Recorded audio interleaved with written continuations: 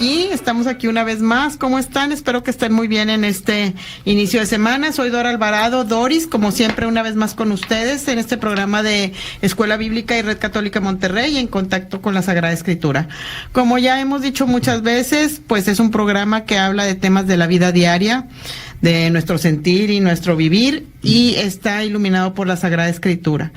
Y pues muchas gracias a la gente que nos escucha, que viene del trabajo y que viene en el 1230 de AM, o la gente que nos está escuchando en evan.org, en una computadora, o en redcm.net, o en radioformulamonterrey.com. Estamos en el 81-8300-2555, y aparte nosotros en Escuela Bíblica tenemos nuestra página de EVAM MTY en Facebook, EVAM MTY. Ahí por ahí está el icono, cuando abres la página está el icono del WhatsApp. Entonces si quieren mandarnos algún WhatsApp, pues ya saben que aquí los contestamos al aire, o pues ya sea que nos tienen alguna duda o que tienen algún comentario. También estamos en YouTube y estamos como Radio EVAM. Y bueno, pues estamos en todas estas páginas, en todas estas redes sociales, para que todos nos escuchen y para que más gente pues llegue más fácil al camino del Señor, o que esté en el camino del Señor, o que bueno, pues lo haga centro de su vida, como muchos lo hemos hecho en nuestras vidas.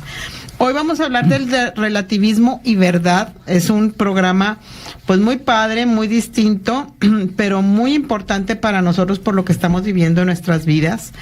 Y la verdad es que pues cuando yo leí el título dije, qué buen título. Y está con nosotros el ingeniero Roberto Ruiz Vicentelo, que es el productor de este programa y aparte maestro de Escuela Bíblica y aparte el coordinador de toda el área de comunicaciones y todo lo virtual de Escuela Bíblica.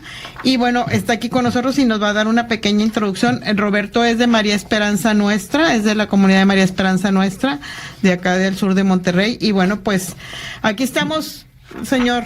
Díganos de qué se trata. Hola, ¿qué tal, Doris? Hola, ¿qué tal? Hermanos y hermanas Radio Escuchas, muy buenas tardes tengan todos ustedes. Antes de empezar, brevemente con el tema que menciona Doris, quiero pues reconocer el trabajo de Doris. Doris recibió un diploma por sus 29 años como formador bíblica. Imagínense cuánto tiempo tiene Doris en la escuela, que cuando ella empezó a dar clases todavía no se escribía el Apocalipsis. Olviden eso, ya, pues síguele. Bueno, vamos a hablar del relativismo.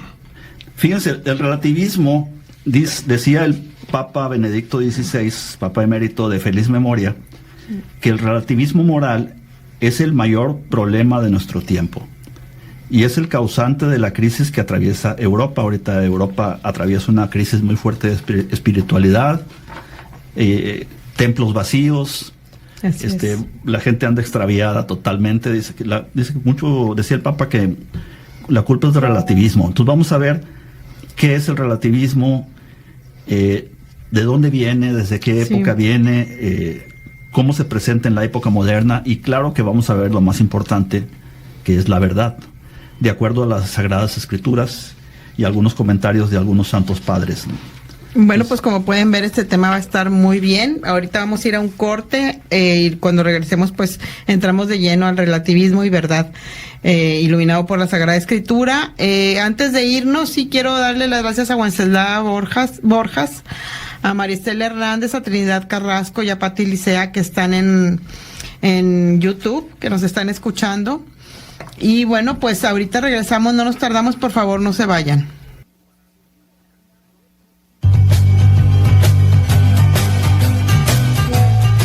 Estamos nuevamente contigo, en contacto con la Sagrada Escritura.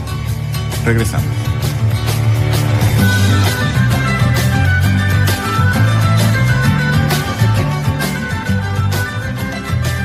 Ya regresando, ya estamos aquí pues para hablar de relativismo y verdad con el ingeniero Roberto Ruiz Vicentelo, que es el productor de este programa, pero aparte es maestro y coordinador de los grupos de Escuela Bíblica de María Esperanza Nuestra, y pues muchos años que tiene también dando clases. Y bueno, viene a hablar siempre habla de temas así escabrosos, Roberto, y por eso ya no me quieren por eso nada más viene cada 3-4 meses, porque si no nos asusta. No es cierto.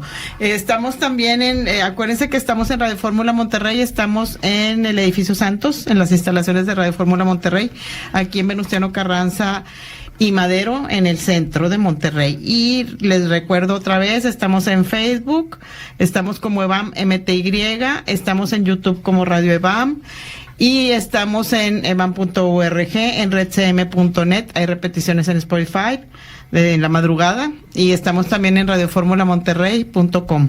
Y entonces empezamos con relativismo y verdad, Roberto. Sí, y aquí estamos, gracias a Dios, aquí presentes. Fíjate, el relativismo es una doctrina filosófica, sí, muy antigua.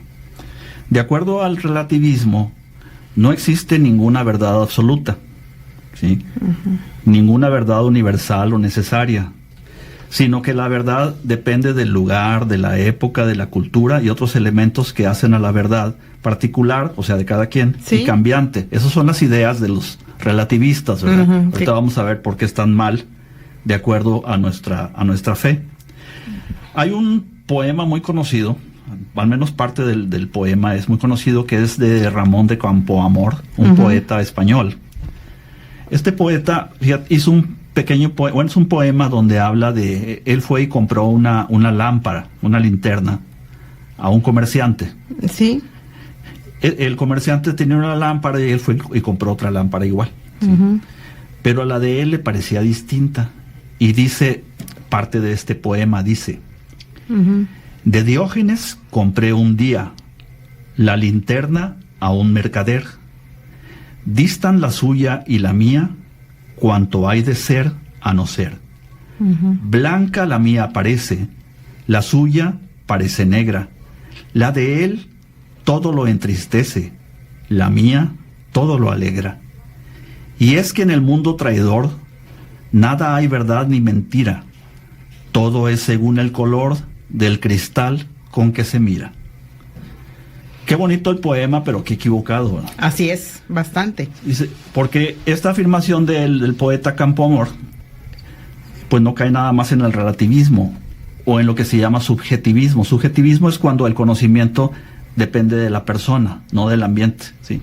Sí. Entonces, de cuenta, se reduce a lo que la persona cree y siente y piensa. Porque cuando es respecto al ambiente es el objetivismo. Sí. Pero bueno, no meternos en términos muy complicados. No. Pero el poeta como que está desencantado del mundo, dice que es un mundo traidor, que la realidad no es confiable y que cambia, se transforma, un día nos muestra un rostro, otro día nos muestra otro rostro. Entonces, por eso habla del color del cristal con que se mira. Esta frase también aparece en otros, en Calderón de la Barca también. Sí, Calderón de la Barca también lo menciona. También lo menciona, pero bueno. Eso es el relativismo. No hay ninguna verdad absoluta. O sea, toda la verdad es relativa, depende de cada quien, ¿sí? Tú tienes tu verdad, yo tengo mi verdad, ¿sí? Y entonces manejas la vida relativamente porque como se te acomode, es como entonces la vives y está bien hecho. Sí. Y fíjate que vamos a ir más adelante viendo todavía otros detalles del relativismo, donde dice que no nada más no hay ninguna verdad absoluta, sino no hay bien ni hay mal, ¿sí? Decían algunos grupos relativistas, ¿no? Pero vamos a pasar brevemente a la verdad, porque estamos hablando de relativismo y de verdad. ¿Qué es la verdad para nosotros los cristianos? En el sentido más básico de la palabra, diríamos que la verdad es una afirmación que es apegada a un hecho, ¿sí? O sea, tú me dices algo que sucedió o cómo te sientes, si está pegada al hecho, esa es la verdad. Pero para nosotros en nuestra fe, vamos más allá del concepto de verdad, no nada más es exactitud de un hecho histórico o de un relato. Así es. La verdad de la Sagrada Escritura está ordenada, es decir, está enfocada a la salvación, ¿sí? Desde la unidad de la Escritura, que menciona la Constitución Dogmática Dei Verbum en el capítulo 12, desde esa verdad total del misterio de Dios manifestado en Cristo, que es verdad encarnada, se capta la verdad de cada libro sagrado, ¿sí? Y Cristo, sí, nada más quiero que aclaremos así rapidito por qué es verdad encarnada Cristo. Cristo es verdad encarnada porque Dios encarnó a Cristo, a la palabra, el verbo hecho carne o la palabra hecha carne en el mundo, ¿verdad? En la vida del ser humano, para que oyéramos su verdad y oyéramos su salvación, porque no la entendíamos por más de que nos había estado hablando en el Antiguo Testamento. Entonces, cuando hablas de verdad encarnada, estamos hablando de Jesucristo, que se encarnó en el mundo como ser humano para que lo oyéramos y pudiéramos entender las palabras del Padre. ¿Es así? Es así, y fíjate que Cristo no nos no se limita a mostrarnos la verdad, sino que Él es la verdad, ¿sí? O sea, no te enseña un camino de verdad, pero no vas hacia la verdad, vas hacia Él, realmente Él es la verdad, ¿sí? O sea, es un concepto de verdad mucho más elevado que para Él. Cristo es la verdad para nosotros, y el estar en la verdad significa vivir como Él, obedecer sus mandamientos, ¿verdad? Sí. Escuchar la Sagrada Escritura, que es palabra de Dios, ¿sí? Entonces, esa es la verdad para nosotros los cristianos, y ya hablamos de relativismo. Vamos a ir brevemente al relativismo en la filosofía antigua, cuando fue que empezó, nomás como cultura general, para que estemos enterados de lo que está pasando en estos tiempos que vamos a ver. ¿Por qué tomé este tema de relativismo? Porque, como decía el Papa Benedicto XVI, es un tema muy actual, es el problema más grande que existe ahorita para la fe. Y esta corriente filosófica no es nueva. Esto empezó al principio de la filosofía griega. Uno de los filósofos fue Heráclito de Éfeso. Sí. En el siglo VI antes de Cristo, decía que el universo está en constante cambio y transformación y nada es permanente, por lo que la verdad también es transitoria y está en constante evolución, ¿sí? Posterior a él llegó un grupo muy importante en los siglos V y IV antes de Cristo, un grupo llamado los sofistas. Ay, sí. Los sofistas, el significado de la palabra es como sabiduría, como sabios, ¿verdad? Los sofistas.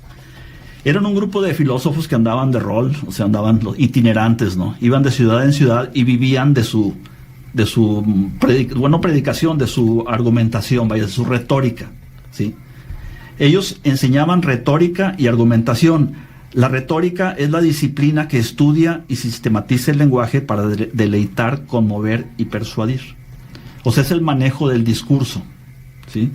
Entonces, ellos enseñaban retórica y argumentación, que es la discusión sobre un tema, ¿no? Ese está más claro el significado. El caso es que estos señores sostenían que no existen verdades absolutas y universales, sino que todo depende del contexto y de la perspectiva de cada persona. Según los sofistas, la verdad no puede ser establecida de manera absoluta y objetiva.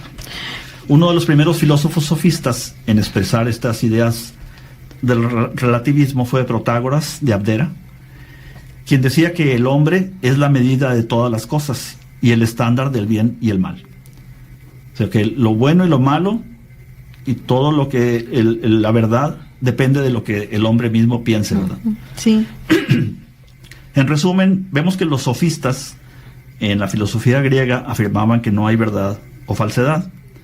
No hay una verdad única y absoluta, porque cada persona interpreta a su manera la realidad. Fíjate, con lo que estás diciendo, Roberto, es muy importante que nos situemos en que ya estamos dentro del mundo griego, y entonces el mundo griego era pensamiento, verdad y todo, pero todo era como que carácter de la mente, de lo científico, no tenía nada que ver con lo espiritual y el tiempo de la Sagrada Escritura que ya estaba, el tiempo de Jesús, o sea, era completamente algo científico, algo de la mente. Entonces sí hizo mucho ruido en ese tiempo, porque pues se cambió mucho todo lo que había, todo el pensamiento al entrar el pensamiento griego. Sí, el pensamiento griego ha sido de los más notables en la etapa de la filosofía en la humanidad, ¿verdad? Sí, así es. Y vamos a ver un poquito más adelante otros filósofos griegos que opinaron de manera distinta. Estamos ahorita todavía como los sofistas, ya vamos a terminar. Nuevas generaciones de sofistas fueron un paso más allá y dijeron que no hay leyes morales, ni hay bien ni mal, ¿sí? El bien, decían que el bien y el mal son cosas que vienen de una mera tradición y hábito, ¿sí? No hay una ley universal que te diga esto está bueno y esto está malo, y decían pues depende, ¿no? Depende de las costumbres que tengamos, ¿no? Decían también que el hombre no estaba obligado por los códigos morales, es libre de vivir como desee y de obtener lo que quiera por cualquier medio posible y de enmarcar su propio código de vida. Un filósofo sofista de nombre Calicles, no se les ocurra ponerle así a sus hijos, pero Calicles decía: al infierno con la moralidad. Esto ha sido propuesto por los débiles para debilitar el poder de los fuertes. Entonces, en esta etapa, la ciudad de Atenas estaba dominada por los filósofos sofistas, que, como te decía, ellos se dedicaban a ser itinerantes y cobraban por sus servicios, ¿sí? y por su enseñanza. Digo, eran gentes, digamos, con muchas habilidades de retórica, como decíamos, de manejo del lenguaje, del discurso. La retórica eso es, el discurso que convence. Que convence, exactamente. Eso es la retórica. Cuando hablas elocuentemente y entonces, cuando estás hablando, estás haciendo un discurso, entonces convences a mucha gente. En esa Atenas dominada por los sofistas, por ahí del año 400 a 450, aparece Sócrates. Sócrates hace una revolución en la filosofía y él dice que la verdad sí es universal. O sea, que puede haber verdades que son universales, que valen para todos, en todos los tiempos, en todas las culturas, en todos los lugares, ¿sí? Sí. Y esa verdad, decía él, que existe en el interior de todos nosotros. Es innata, o sea, nace con nosotros y está latente. Por lo tanto, la podemos conocer si la rescatamos o extraemos de nuestro interior. Estas son creencias de Sócrates, ¿verdad? ¿No? Claro. Estamos hablando de filósofos. Al rato empezamos a hablar de Sagrada Escritura. Al rato ahorita estamos hablando del mundo, de algo pero que fíjate era que del mundo. Los filósofos, Sócrates, Platón, Aristóteles, son gente que estaban, algunos de ellos en búsqueda de Dios, ¿verdad? Sí. O sea, estaban en búsqueda de Dios. Inclusive sus herramientas filosóficas pues después fueron utilizadas por la iglesia para poder explicar la doctrina. Así es. Hasta la fecha los sacerdotes estudian filosofía. Claro, en el seminario estudian muchos años de filosofía y luego teología. Tienen que estudiar 10 años, pero la mitad es filosofía y la otra mitad es teología, ¿verdad? Sí, exactamente. Y en los padres de la iglesia fue cuando se empezó a utilizar la filosofía para explicar la doctrina, ¿verdad? Bien, en épocas ya más recientes, muchos años después, tenemos a Federico Nietzsche, en el siglo XIX. Sí, un filósofo medio en contra de Dios, ¿verdad? Él es el autor de la famosa frase, Dios está muerto, ¿verdad? Pero que luego se arrepiente. Y luego se muere él y dice, porque decía, Dios está muerto, Nietzsche. Y luego cuando él muere dice, Nietzsche está muerto, Dios. Pero bueno. No, eso no es cierto, ¿eh? No, eso sí, no había él murió en 1900 y había unos letreros que hacían referencia a eso. Pero fíjate que yo en algún momento leía a Nietzsche y sí tiene algunas frases, o algunas oraciones o algo que no cree en Dios, pero lo que está diciendo es como si sí creyera en Dios. Sí, tiene razón, tiene algunas frases que dices, bueno, ¿crees o no crees? ¿Crees o no crees? O sea, que son muy buenas frases. Él dice que como más bien como que es un creyente, pero como que... lejano, ¿no? Parecido tal vez a lo que es un agnóstico, ¿verdad? Así es. El agnóstico es aquel que sí intuye o cree que hay un Dios, pero que está muy lejos de nosotros, que no se preocupa por nosotros, ni interviene en la vida humana, ¿no? Pero de alguna manera cree en alguna divinidad, ¿verdad? Bueno, ahorita que regresemos ya vamos a empezar a hablar de la Sagrada Escritura y esto del relativismo y la verdad. No nos tardamos, gracias a Rosario Arriaga que nos está escuchando, a María del Rosario Rangel, a la gente del equipo de trabajo de nosotros, de Radio EVAM, a Judith, ¿quién más está por aquí? Está Homero y está Lucy. Y bueno, muchísimas gracias Mirna que anda también por ahí. Muchas gracias a toda la gente que nos está escuchando, a Lupita, a Amaro. Y bueno, pues ahorita regresamos, no nos tardamos. Emilio también está por ahí con nosotros. Ahorita regresamos, no nos tardamos, no se vayan, por favor.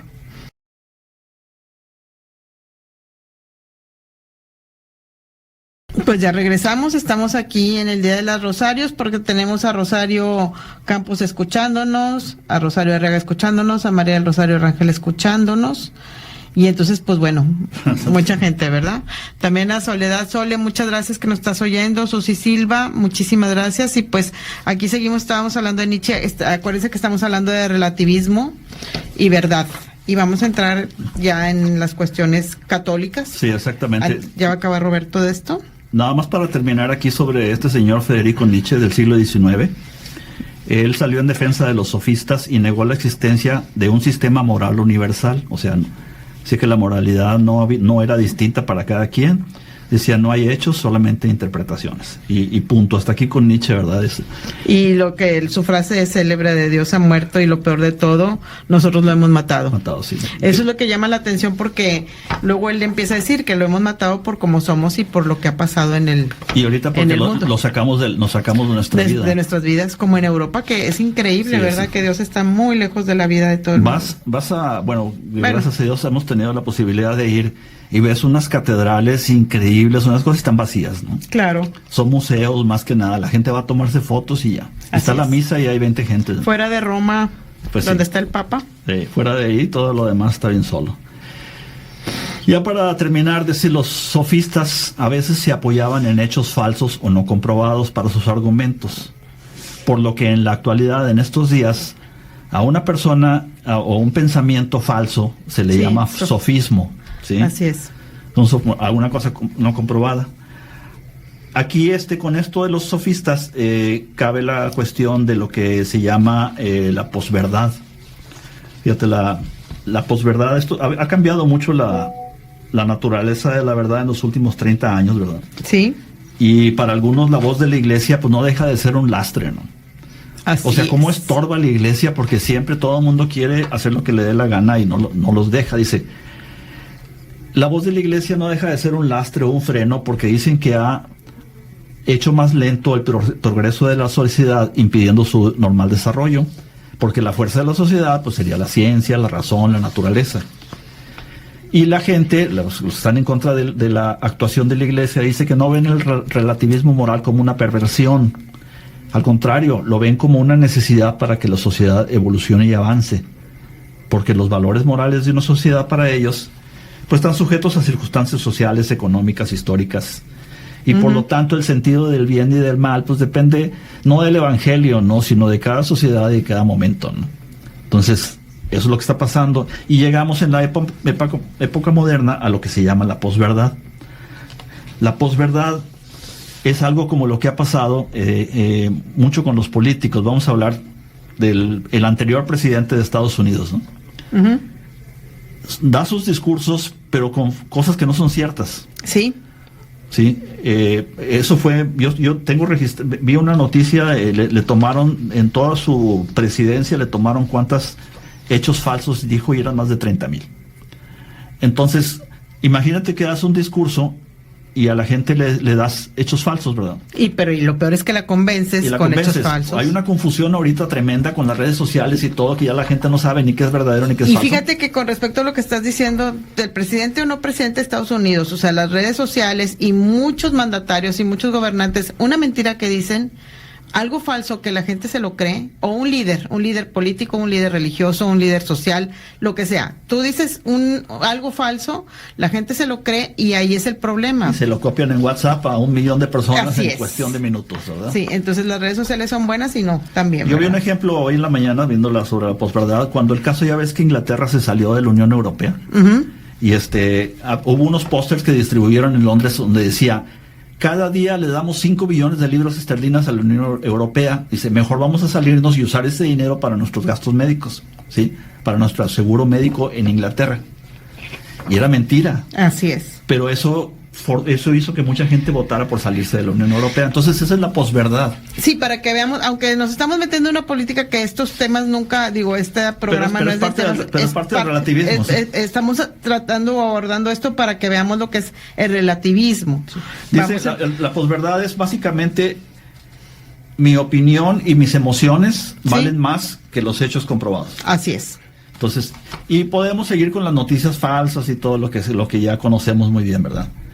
Entonces, vamos entonces a pasar a lo que es ejemplos del relativismo, del cáncer del relativismo, como le llaman algunos, de que se presta a toda clase de abusos, ¿verdad?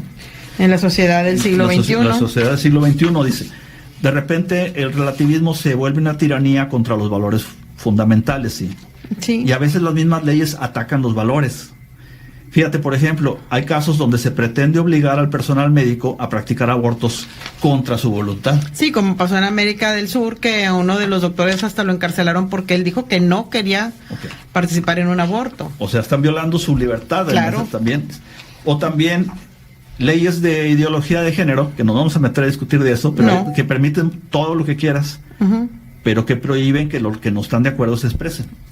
O sea, si tú dices algo, no insultando, si tú dices algo en contra de no estoy de acuerdo con la ideología de género, vas a perder tu trabajo o algo te va a pasar, te van a hacer pedazos en las redes sociales, ¿sí? Entonces, esa es más parte del relativismo. Dice que este relativismo se ha venido imponiendo en nuestra sociedad Dice, pero en la historia de las culturas los valores eran fijados primordialmente por las religiones, ¿verdad? En nuestra cultura occidental, fundamentalmente inscritas por el cristianismo, específicamente por la Iglesia Católica, ¿verdad? Así es. Pero llega la era de las revoluciones y con ellas el laicismo, ¿verdad? Ahora tiene que ser laico el gobierno, el laico esto, que eso realmente lo lograron los que estaban en el poder, ¿verdad? No porque la gente lo quisiera, sino porque los que estaban en el poder lo lograron, ¿sí? Este relativismo que ha venido creciendo se refleja en un desplome de los valores tradicionales, como decía el beato, hoy beato cristero, Anacleto González Flores. Él decía, porque todo edificio político y social descansa sobre las espaldas de los valores que lo han levantado y que lo sostienen. Si llega un momento en que un terremoto derriba y voltea sus valores, toda la construcción se viene abajo de una manera inevitable, que es lo que está pasando en este siglo XXI. Pero ahora, pasó hace otro siglo y el otro siglo y el anterior y cuando Cristo, siempre ha pasado, es así como que ahora, la repetición. Ejemplos concretos de relativismo en nuestra sociedad de estos tiempos: la religión. El primero sobre el aspecto de la religión, sin atacar a ninguna religión ni nada, o sea, dicho simplemente con de acuerdo a nuestra doctrina, ¿verdad? Dice, el relativista considera que todas las religiones son igualmente válidas y cada persona tiene derecho a elegir su propia creencia y práctica religiosa. Rechaza la idea de que solamente una religión pueda ser verdadera y se apoya la idea de que todas las religiones son igualmente buenas, pero solamente hay una iglesia verdadera. Con esto no se está atacando ni criticando a quienes quieran tomar la religión y la fe que quieran, pero solamente hay una iglesia verdadera, ¿sí? Aunque la convivencia, aquí lo dice, y el diálogo sereno con los que no tienen fe o los que sostienen otras doctrinas no se oponen al cristianismo, sino todo lo contrario. Lo que es incompatible con la fe cristiana y no aceptamos es la idea de que el cristianismo, junto con las demás religiones monoteístas o no monoteístas, las místicas orientales, el ateísmo, son igualmente verdaderos, porque son diversos modos cultural e históricamente limitados de referirse a una misma realidad. Es decir, la fe cristiana se disuelve si se evade la perspectiva de la verdad, ¿sí? No todos pueden tener razón, o sea, a veces llegamos decimos, no, hombre, pues es igual, o sea, cualquier religión es igual, todos vamos para el mismo rumbo. No es así. No estamos diciendo que los no cristianos que viven con rectitud según su conciencia no se salven, dice. Los no cristianos que viven con rectitud según su conciencia se salvan, pero por Cristo y en Cristo, ¿sí? Aunque esta tierra no lo hayan conocido. Cristo es el Redentor y el Salvador universal del género humano. Él es la salvación de todos los que se salvan. Ahora, este punto lo que trata de decir simplemente es de que las religiones no es igual. Ahorita tú vas a Estados Unidos y pasas por una calle y hay como 40 variantes, ¿no? Sí, de doctrinas. Sí, pero no es lo mismo. No es lo mismo, no puedo hacerme una religión a mi medida y decir, pues Cristo puso a Pedro de líder, pero no, yo tengo aquí a mi pastor. Sí. O sea, eso es relativismo. Sí, o sea, puso aquí hay que comer su cuerpo y su sangre, pero no, nosotros lo hacemos simbólicamente, sí. No lo hacemos, y así, yo voy haciendo una religión a mi medida, sí. El siguiente punto es el aborto. Otro punto difícil, ¿verdad? El relativismo se manifiesta en la postura de algunas personas que creen que el aborto está justificado en ciertas circunstancias. Por ejemplo, cuando no fue planeado, interrumpe una carrera profesional, es producto de una violación y cuando la vida de la madre está en peligro. Sin embargo, el aborto es un asesinato, siempre moral e injustificable. ¿Qué dice la Iglesia? La Iglesia afirma la malicia moral de todo aborto provocado. Obviamente que hay unos espontáneos, eso no tiene problema. Obviamente si es espontáneo, provocado. Pues, Esta enseñanza no ha cambiado. El aborto directo, es decir, querido como un fin o como un medio, es gravemente contrario a la ley moral. Aunque no encontremos en la Sagrada Escritura, porque la Sagrada Escritura es palabra de Dios y es verdad, pero muchas cosas no vienen especificadas ahí, no vienen claramente, no habla directamente del aborto, pero tenemos los escritos de los santos padres de los primeros siglos. Un documento que hemos hablado ya muchas veces es la Didache. La Didache es inclusive anterior al Apocalipsis, y la Didache es es un documento que nos habla de la forma de vida, es como un primer catecismo, ¿no? Sí, así es, de aquel tiempo, del tiempo de Cristo. Dice la Didache, no matarás a tu hijo en el seno de la madre. Fíjate, ¿desde cuándo estamos hablando? Desde el siglo primero. Siglo primero antes de Cristo, después de Cristo. Hace casi 2000 años, sí. No matarás a tu hijo en el seno de la madre, ni una vez nacido le quitarás la vida. Eso dice la Didache, Y también vienen algunos otros documentos como la de Tertuliano, que es otro padre de la iglesia. Bien. O también la epístola de Ogneto que escribió Bernabé, ¿verdad? Exactamente, Bernabé. Bien, entonces tuvimos religiones, aborto. La siguiente es la eutanasia. La eutanasia es otra cuestión que genera debates éticos y morales. Algunas personas creen que la eutanasia está justificada en ciertas circunstancias, como un paciente tiene una enfermedad terminal y está sufriendo mucho.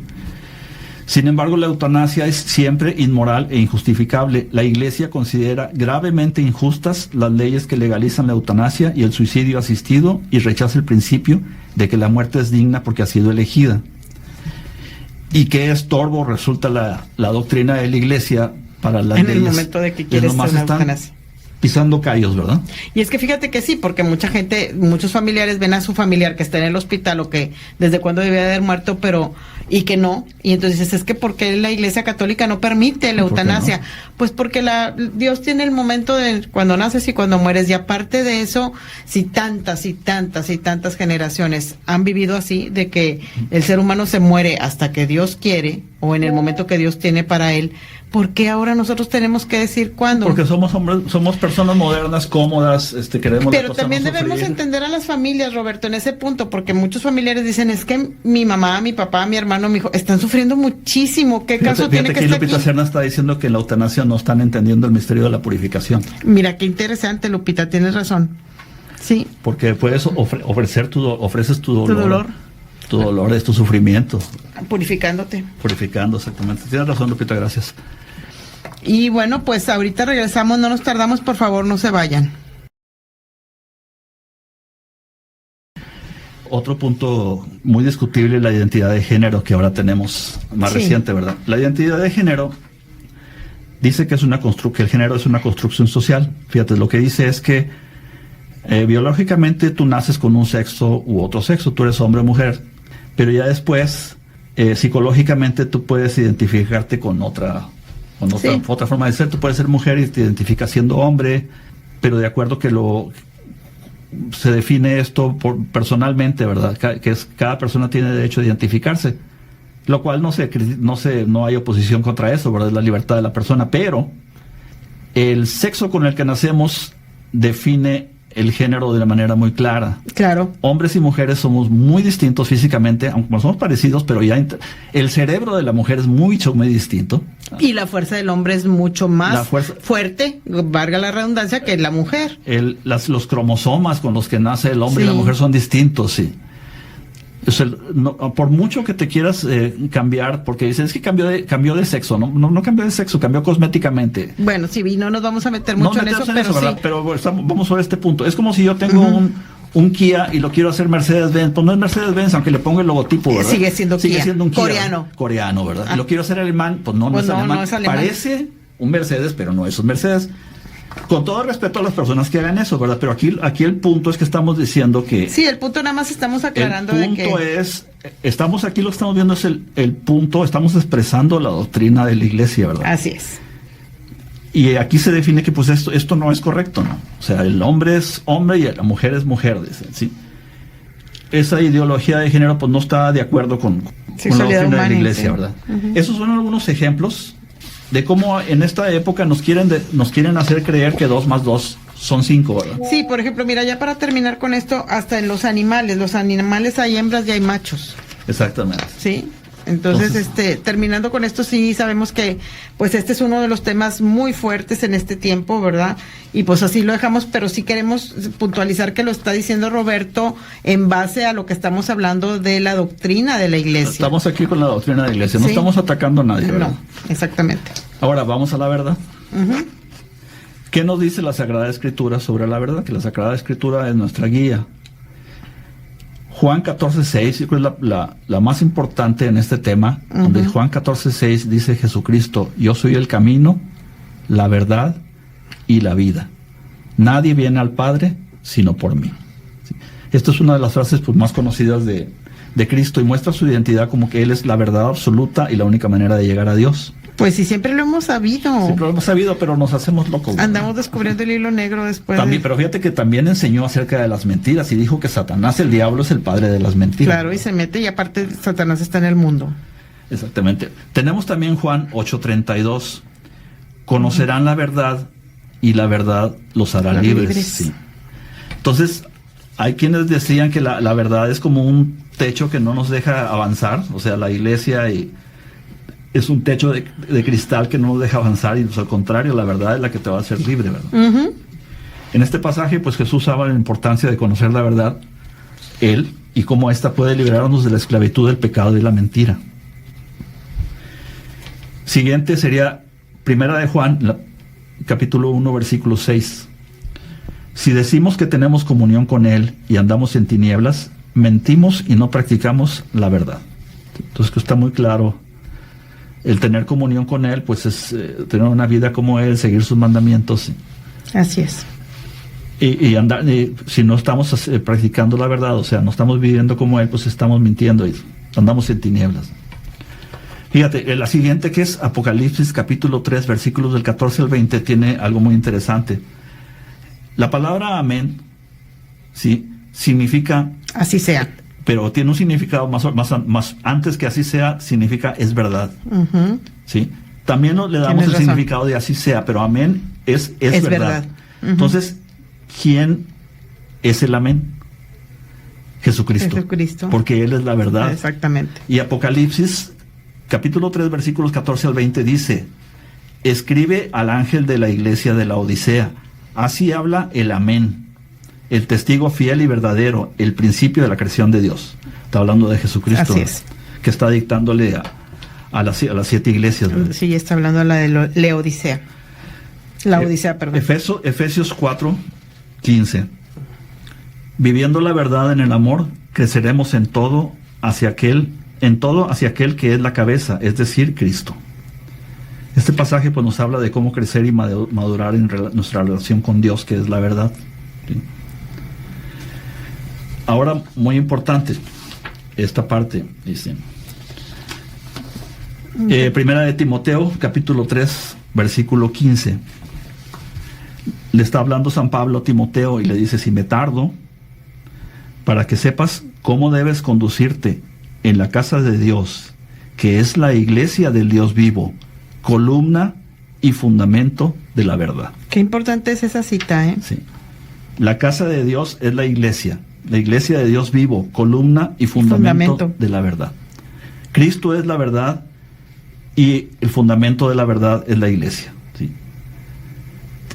Por lo tanto, la verdad no es algo que la iglesia inventa o crea, sino algo que Dios revela y la iglesia proclama y fundamenta. ¿Sí? Y que tiene certeza. Fíjate, en ese sentido, entonces, la iglesia es la columna de la verdad, es decir, un soporte firme y confiable que sostiene y sostendrá la verdad de Dios a través del tiempo y las generaciones. Sobre esta base sólida y segura se construye la fe de los creyentes. Y fíjate que precisamente ahorita todo lo que estamos diciendo en este tema, de lo que la iglesia dice contra el relativismo, sí, y contra las ideas modernas que hemos visto ahorita, la iglesia lo que está haciendo es ser fundamento de la verdad. O sea, lo que está presentando la iglesia es la verdad, que es Cristo, y porque la iglesia es el fundamento de la verdad. ¿Sí? Sobre ahí es la columna donde se apoya nuestra fe y la verdad, que es Cristo, ¿verdad? Y recordemos que la iglesia somos todos. Mucha gente está tan confundida. La iglesia no es unas paredes, una capilla, un templo, una basílica. O sea, sí, obviamente. La iglesia somos todos. Entonces, todos como iglesia estamos llamados a tratar de ayudar al prójimo y a tratar de seguir adelante y a tratar de amar a Dios sobre todas las cosas.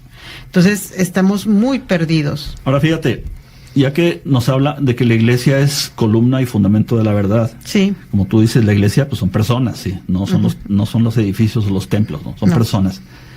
Pero la iglesia es el cuerpo místico de Cristo. Sí, así es. Místico significa algo que está más allá de los sentidos. Sí, algo, o sea, que no así como los místicos que tienen visiones y todo. Que algo que no puedes explicar. Con los 5 sentidos, más allá. Entonces, la iglesia es el cuerpo de Cristo, el cuerpo místico de Cristo. Y la cabeza de la iglesia es Pedro. ¿Sí? Entonces, ¿cómo identificas a la verdadera y única iglesia? La iglesia que está con Pedro. ¿Sí? Porque la iglesia es el fundamento de la verdad, porque la iglesia es el cuerpo de Cristo. Si yo digo, no quiero estar en la iglesia, yo me voy por allá a otro lado y vamos a juntarnos a leer la Biblia y todo, estás fuera de la iglesia. Exactamente. Sí, pero la iglesia somos todos. Sí, pero la iglesia son los que están con Pedro.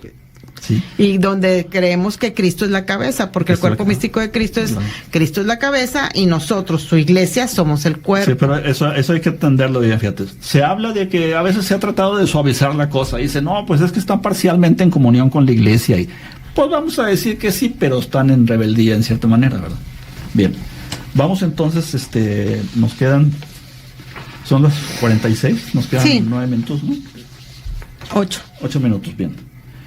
En nuestra iglesia, la Iglesia Cristiana Católica, creemos que la verdad revelada por Dios se encuentra en la Sagrada Escritura y en la tradición apostólica, y que la Iglesia tiene la autoridad divina para interpretar y transmitir esta verdad de generación y generación.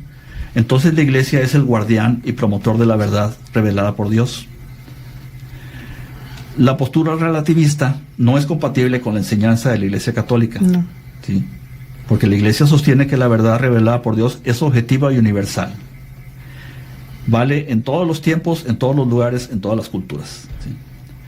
Cuando Tomás preguntó a Jesús sobre el camino que debían seguir, él respondió, yo soy el camino, la verdad y la vida, como ya lo habíamos mencionado en Juan 14:6. Sí. Como Dios que era, o que es, puede afirmarlo y nosotros repetirlo a Cristo como la verdad absoluta. Y enseguida, respondiendo a Felipe, también le dice, las palabras que yo les digo, no las digo por mi propia cuenta, es el Padre que permanece en mí quien hace las obras. Así las palabras de Jesús, respaldadas por sus hechos, son verdad absoluta. ¿A dónde nos lleva esto? A que en una discusión que tengamos hablando sobre Dios, sobre el Dios hecho hombre, sobre nuestra fe, quienes quieran imponernos el supuesto derecho a la duda, nos debe resultar inadmisible que nos digan que, como ellos, la contraparte tienen otra versión, ¿sí? Como dicen, tengo otros datos, ¿verdad? Tienen otra versión. Ellos quieren que digas que nadie tiene la verdad absoluta y que nuestra doctrina es relativa tanto como la de ellos. No. Para nosotros Dios es nuestra verdad absoluta. Los cristianos en nuestra iglesia, en cuestión de fe, sí tenemos la verdad absoluta. Y no debemos nunca, ni siquiera por cortesía, permitir que se diga que no la tenemos o que probablemente no se tiene, que hay verdades alternas. Y esto no significa ser intolerantes, sino simplemente mantenernos en nuestra fe. Exactamente. Y tener la certeza de verdad de que Jesucristo es la verdad. ¿Que existe Dios? Sí. ¿Que hay una Trinidad divina? Sí. También. ¿Que Jesús es el Mesías, el Hijo de Dios hecho hombre? Sí. ¿Que la narración de los evangelios es verdadera? Sí. ¿Que si Dios habló por medio de sus profetas? Sí. ¿Que si hay una verdadera vida después de esta vida, a la cual resucitaremos todos? Sí. Todo eso y mucho, pero mucho más, son partes de una verdad absoluta, de la cual somos poseedores por parte de nuestra iglesia. Cuanto más conocemos al Señor, más conocemos la verdad, porque la verdad no es simplemente un conjunto de hechos, sino una relación personal con Dios. A diferencia del relativismo que construye su casa sobre la arena de los puntos de vista individuales, Cristo nos llama a edificar sobre roca, nuestra vida sobre Él. Para esto debemos tener hambre de lo que Él enseña, estudiarlo con profundo deseo, y luego que edifiquemos nuestra vida sobre este sólido fundamento, ¿sí? Aceptando su invitación, como dice la primera de Pedro. Al acercarse a Él, la piedra viva, rechazada por los hombres, pero elegida y preciosa a los ojos de Dios, también ustedes, a manera de piedras vivas, son edificados como una casa espiritual. Frente al relativismo desenfrenado, el Señor nos llama a conocer la verdad, que nos liberó de las mentiras del diablo para dar testimonio de Jesús en el mundo. Para terminar, solamente queda decir que Cristo es la verdad, la iglesia es su cuerpo místico y la iglesia es columna y fundamento de la verdad. Resistamos, seamos fuertes y resistamos el relativismo, siguiendo y defendiendo nuestra fe, guiados por la doctrina de la iglesia, emanada de la palabra de Dios, la tradición apostólica y su magisterio. Amén. Así sea. Y yo lo que pienso es que pues no tenemos más que la verdad absoluta de nuestro Dios y siempre la hemos tenido. Entonces ahora que andamos descubriendo el hilo negro con otras doctrinas y otras cosas, pues no, ya está algo muy claro y nosotros no somos los que vamos a pasar a la historia como que yo cambié toda la historia porque así es mi verdad. No, la verdad ya está dada, ya hay una verdad absoluta y los que creemos en Jesucristo creemos en que Él es la última revelación. y donde culminan todas las profecías y todo lo del Antiguo Testamento culminan en él, y es la última revelación. Lupita Serna nos está diciendo que los dogmas marianos, ¿cómo los explicaríamos? Yo creo que va a ser otro tema que sería bueno, Lupita, que tú lo hicieras con Roberto, Lupita Serna, porque sí, mira, muy importante. Obviamente que pues ya sabemos que lo que nuestra iglesia tiene es lo que recibimos de la Sagrada Escritura y lo que recibimos de los apóstoles, de la tradición apostólica, ¿sí? Así es. Pero posteriormente se han agregado, o no se han agregado, sino en base a eso se han afirmado dogmas, ¿no? De la fe, ¿verdad? De cosas que no vienen, por ejemplo, claramente en la Sagrada Escritura, porque en la Sagrada Escritura muchas cosas no vienen.